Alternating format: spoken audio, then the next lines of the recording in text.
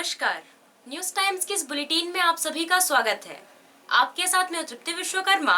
आइए खबरों का सिलसिला आप शुरू करते हैं।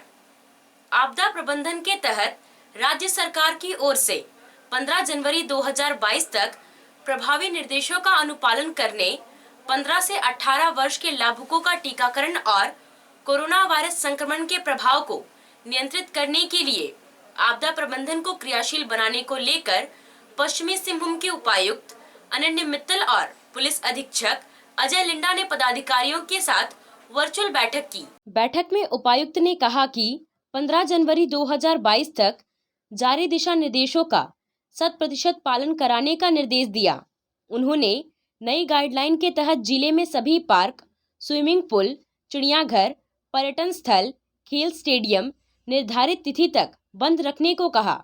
इसके अलावा स्कूल, कॉलेज, कोचिंग इंस्टीट्यूट भी बंद रहेंगे, परंतु इन संस्थानों में 50% क्षमता के साथ प्रशासनिक कार्य होंगे। उपायुक्त ने कहा कि सभी दुकानें रात्रि 8 बजे तक ही खुली रहेंगी, जबकि रेस्टोरेंट, दवा दुकान और बार नियमित समय पर बंद होंगे।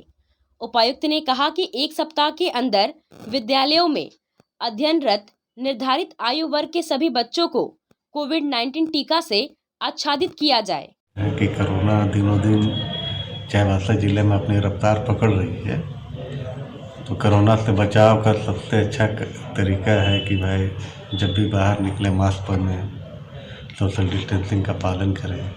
तो इसी को हम लोग सख्ती से, और सरकार के द्वारा गाइडलाइन भी आ गया है कि मास्क चेकिंग और सोशल डिस्टेंसिंग को सख्ती से लागू किया जाए। इसके तहत जिला प्रशासन के द्वारा चाईबासा शहर में 4 जगहों पर चिन्हित किया गया है: तांबो चौक, बस स्टैंड चौक, सरायकेला चौक और पोस्ट ऑफिस चौक, जहाँ की 24 घंटे दंडाधिकारी या पुलिस बल की व्यवस्था रहेगी, जो लोगों को मास्क चेकिंग करेंगे और कोई पकड़े जाते हैं तो उन पर जुर्माना भी वसूला जाएगा। तथा भी हम लोग जगह जगह पे अनाउंसमेंट के जरिए पूरे अनुमंडल क्षेत्र में लोगों को यही जागरूक भी कर रहे हैं कि कोरोना के बढ़ते संक्रमण से अपने आप को बचाएं और जब भी बाहर निकले तो मास्क और सोशल डिस्टेंसिंग का अनिवार्य रूप से पालन करें, ताकि खुद भी बचे और अपने परिवार को भी बचाए और अपने क्षेत्र को भी बचाए। पश्चिमी सिंहभूम जिले में कोरोना संक्रमण की बढ़ती रफ्तार को देखते हुए जिला प्रशासन ने अपनी गतिविधियां बढ़ा दी है। जिले में पिछले 8 दिनों में 286 व्यक्तियों की रिपोर्ट पॉजिटिव आई है। सोमवार को 100 केस पॉजिटिव मिला, जिसके बाद जांच तेज कर दी गई है और लोगों को एहतियात बरतने की सलाह दी जा रही है। इसके साथ ही चाईबासा शहर के 4 स्थानों पोस्ट ऑफिस चौक, बस स्टैंड चौक, सरायकेला मोड़ और तांबो चौक पर मजिस्ट्रेट की उपस्थिति में जांच टीम लगा दी गई है, जो आने जाने वाले लोगों की मास्क जांच करेगी। जो लोग बिना मास्क के पकड़े जाएंगे उनसे जुर्माना भी वसूला जाएगा। चाईबासा शहरी क्षेत्र में नगरपालिका की ओर से लाउडस्पीकर के जरिए लोगों को बिना जरूरी काम के घर से बाहर नहीं निकलने और घर से बाहर निकलने पर मास्क पहनने और सोशल डिस्टेंसिंग का पालन करने के लिए जागरूक किया जा रहा है। चाईबासा के एसडीओ शशीन्द्र कुमार बड़ाइक ने कहा कि कोरोना की बढ़ती रफ्तार को देखते हुए जागरूकता के साथ साथ कार्रवाई भी शुरू कर दी गई है। लोग यदि स्वयं सावधानी बरतते हैं और प्रोटोकॉल का पालन करते हैं तो ठीक है, अन्यथा कड़ाई करनी पड़ेगी। चाईबासा के मंगला हाट में बेतरतीब तरीके से भीड़ होती है, जहां गाइडलाइन का पालन होता ही नहीं है। इस पर एसडीओ ने कहा कि जरूरी हुआ तो मंगला हाट को बंद करके सब्जी बाजार दूसरे स्थानों पर लगवाया जाएगा। चाईबासा शहर के अखबार विक्रेता 58 वर्षीय अमर कुमार महतो का सोमवार की रात्रि निधन हो गया। वे लंबे समय से लकवा पीड़ित थे।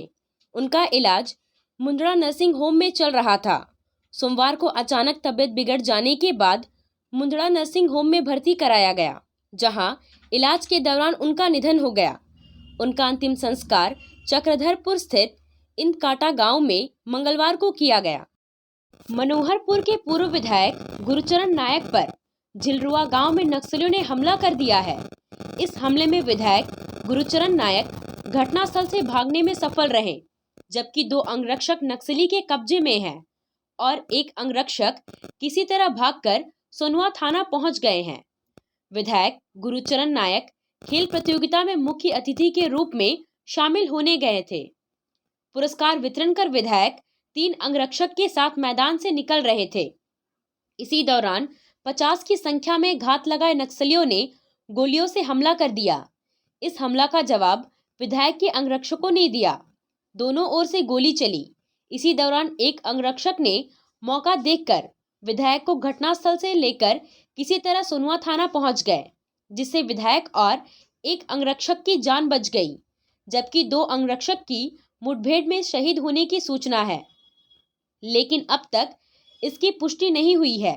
बताया जा रहा है कि दोनों अंगरक्षक को नक्सलियों ने बंधक बना रखा है, लेकिन अब तक दोनों अंगरक्षक के बारे में कोई सूचना नहीं मिली है। इससे पहले भी नक्सलियों के द्वारा गुरुचरण नायक पर 2 बार हमला किया जा चुका है। अब तक गुरुचरण नायक पर हुए तीनों हमले में वे बाल बाल बच गए हैं। विधायक गुरुचरण को लेकर भागने वाला अंगरक्षक नक्सली की गोली से घायल भी हो चुका है। अभी के लिए बस इतना ही। कुछ और खबरों के साथ हम फिर हाजिर होंगे। तब तक न्यूज़ टाइम्स की पूरी टीम को दीजिए इजाजत। नमस्कार।